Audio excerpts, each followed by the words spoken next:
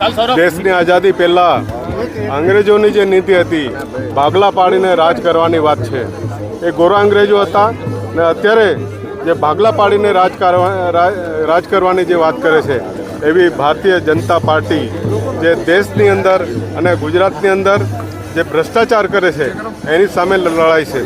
આદિવાસી સમાજને જળ જમીન જંગલનો અધિકાર નથી આપતા, એમના આજે પણ હજારો દાવાઓ એમના પેન્ડિંગ છે અને કોંગ્રેસ સરકારે જે તે વખત આ 2006ની અંદર કાયદો કાઢી અને લોકોને જમીન આપવાની, જંગલની જમીન આપવાની વાત કરી। એ કોંગ્રેસને ધન્યવાદ। અને ખાસ કરીને આ ભાજપની સરકાર મૂર્ખ બનાવવાના ધંધા કરે છે, આદિવાસીનું જળ જમીન જંગલ છીનવવાની વાત કરે છે। આ વિસ્તારોની અંદર ખોટા કોરિડોરો ખોલીને આ વિસ્તારની અંદર શામળાજીની અંદર જે રીતે કોરિડોર બનાવવાની વાત કરે છે, જે સ્ટેચ્યુ ઓફ યુનિટી લાવીને જે આદિવાસી વિસ્તારના ગામડાઓને વિસ્થાપિત કર્યા છે, એમની જમીનો છીનવી લીધી છે, એની સામેની આ લડાઈ છે। એટલે ભાગલા પાડોને રાજ કરો।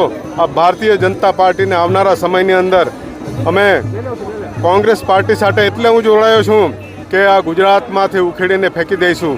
અહીં ગુજરાતમાંથી જે ચંગુ ને મંગુ ત્યાં દેશની અંદર ગયા છે એ ચંગુ ને મંગુને પાછા ઘેર બેસાડી દઈશું। એ નેમ સાથે મેં આ કોંગ્રેસ જોઈન કરી છે ને આવનારા સમયથી ઉમરગામથી અંબાજી સુધી અમે આ લડત લડીશું।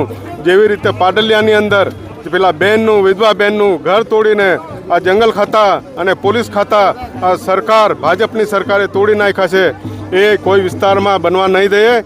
જો આવનારા સમયની અંદર એ કરશું તો અમે ચૂપ નથી બેસવાના।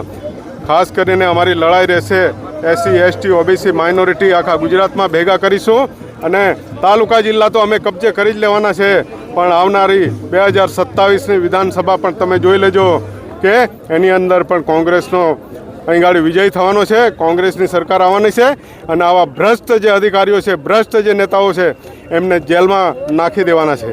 એ અમિતભાઈએ પણ આ સ્ટેજ પરથી કીધું છે। એટલે અમિતભાઈ આપણા ગુજરાતના પ્રદેશ અધ્યક્ષ કોંગ્રેસના, એમને પણ ખૂબ ખૂબ ધન્યવાદ। હું આજે એના માટે જોઈન થયો છે અને મેં જોઈનિંગ કર્યું એ બદલ ખૂબ ખૂબ આભાર।